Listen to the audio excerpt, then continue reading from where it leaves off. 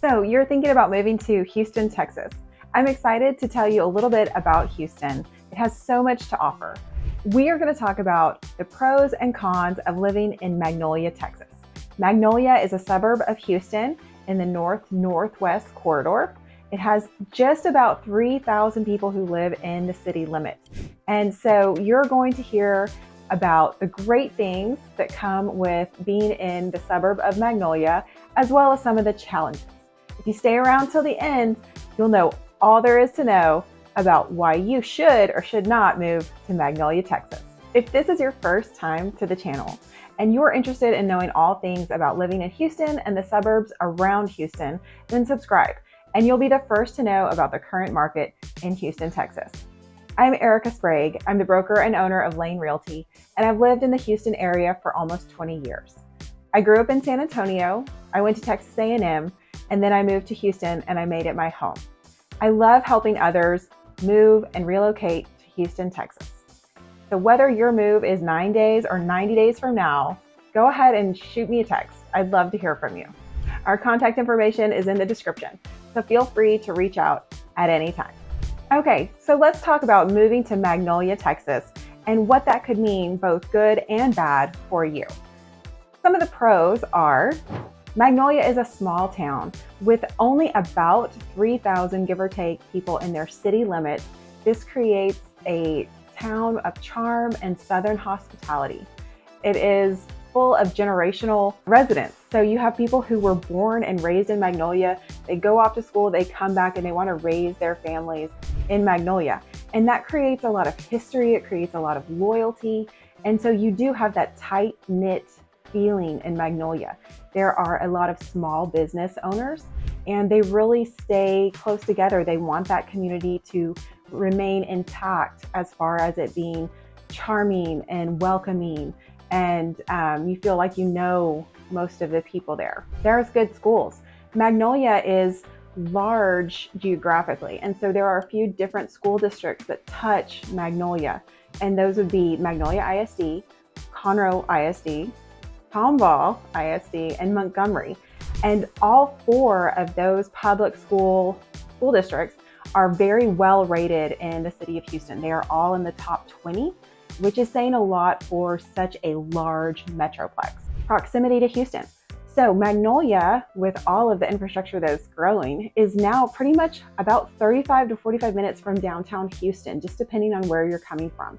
If you're in downtown Magnolia, you're close to getting on to 249, and 249, which is fondly referred to as the Aggie Expressway now, will take you all the way into 45 and then downtown to Houston.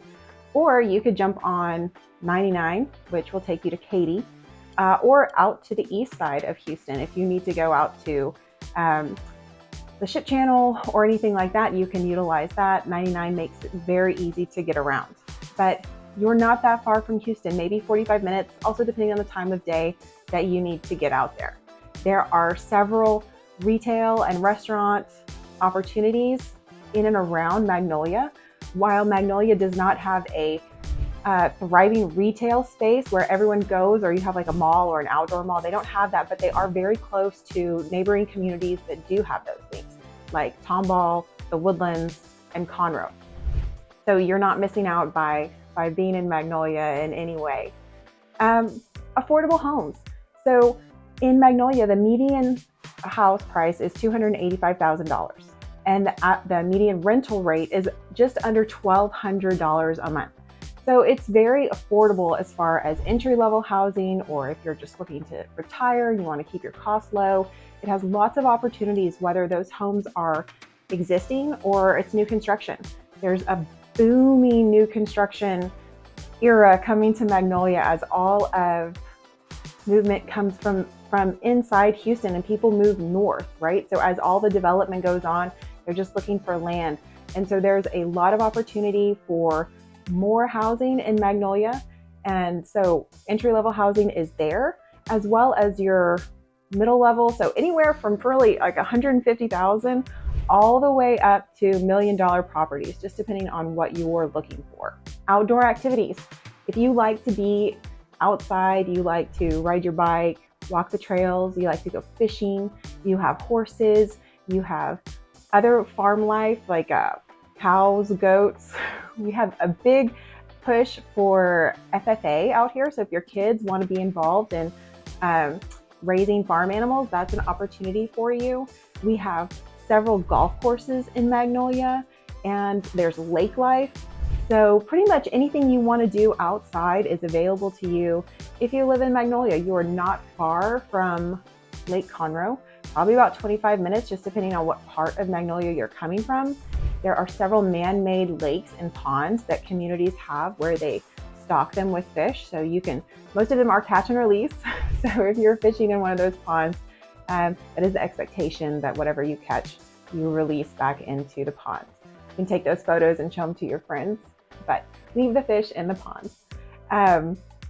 If you are wanting more space, then Magnolia is a great opportunity for you to purchase land, purchase acreage, and build whatever you want. You can build a bardominium, you can build a traditional home, or you could purchase a home that's already on land. Whether you have equestrian life, so you have horses, or you have livestock, or you just like the idea of having some separation and you just want some more space for yourself, then that is available to you in Magnolia. And many people are really looking for that. There's a large push into the homestead life, and we're seeing that in Houston, just like many other areas of the country are, and that could be an opportunity for you in Magnolia. Tax rates are lower in Magnolia, and that is largely because the city limits are smaller. So if you reside outside of the city limits, you don't have that city tax, and more than likely you don't have a mud tax. A mud tax is takes care of your water and your sewer. So if you live in a community where you don't have a mud, then you're going to have a lower tax rate there as well. You're also located in Montgomery County. Montgomery County is considered more rural than Harris County. Harris County is the county that makes up much of Houston. And so you have that as a benefit to your home taxes, as well as your insurance rates for your home, for your car. And so you want to take those things into consideration when you're looking for where should I land? How much is this going to cost me in all the areas of my life? All right, so those are a lot of the pros of living in Magnolia. And now I want to touch on some of the cons about why you might not want to live in Magnolia and it just might not be the best fit for you. So if you really want to be able to walk everywhere, you want to walk to town, you're used to walking to the grocery store, walking to your favorite restaurants, then most of Magnolia is not highly walkable. Most of it is a lot of land, or you have a community and then you drive a little ways, you have another community. Your retail space is shared between different communities, so it's more common area, and you just might not be able to walk there depending on where you live. If you are utilizing the acreage concept, then you're not going to be able to walk to the amenities that you might be needing on a regular basis.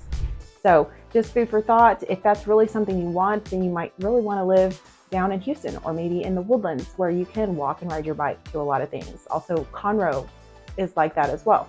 It's a suburban area. It is very family oriented. There's kids. It is largely based around the life of family and all that entails. So if you're looking for nightlife, if you're looking for wanting to be close to all the theater district and the Rocket games, the Astros games, the Texans games, all of those things that are downtown, and you're really looking for something that caters to young professionals, then Magnolia just might not be the place for you unless you want to commute to those things. Traffic. There's a lot of traffic getting in and out of Magnolia. And this is largely because it is a very small town and the infrastructure just has not caught up to it yet as it's grown. Now, as I mentioned, 249 has been developed to push from 45 all the way out to 105, which is the Aggie Expressway. So it will take you from College Station, Navasota, that area, all the way into Houston. And so it runs through Magnolia. You also have 1488. 1488 runs east to west. So that'll take you to Highway 45 and then also to Highway 290. And so those are ways to get out as well. But your interior roads are still small. And with the growth that has come from more regular communities and then master plan communities, there is a lot of traffic right now, especially in your rush hour time periods. So that if that is an issue for you, if you really don't want to endure that, then Magnolia might not be the best place for you. Things that are going to continue to increase the traffic are there's so much undeveloped land in Magnolia. And that makes Magnolia beautiful, and it makes it appealing to people who want to get out of the city and feel like they're in the country. But the negative here is that developers know this too, and developers are coming and building at a very fast rate right now. We have a good deal of new construction in Magnolia, and it's just going to continue to increase, which increases the traffic because you have construction, you have more people on the roads, and it's just going to continue. Deed restrictions. Because there are a lot of acreage communities or smaller, not master plan communities, you have some pockets that have less restrictions. And for some people, that's great because they can do whatever they want. They can run their business out of their home. They can work on their cars. You name it, they can do it, and they love that. However, it does not create a homogeneous look or feel. And so if that is an issue for you, you just want to be aware of where you choose to live and what is around it. While having less deed restrictions is appealing to some people because they don't want to be told what they can and can't do in their home, what deed restrictions do for the homeowner is they protect their value. They protect your home in a way that everyone else around you has to behave in a similar manner and maintain their home to a similar manner. And that protects normally your most expensive asset, which is a good thing. So these are some of the pros and cons of living in Magnolia, Texas. If you have experienced some of these things, if you've moved to Magnolia or you're considering Magnolia, we'd love to hear what your thoughts are.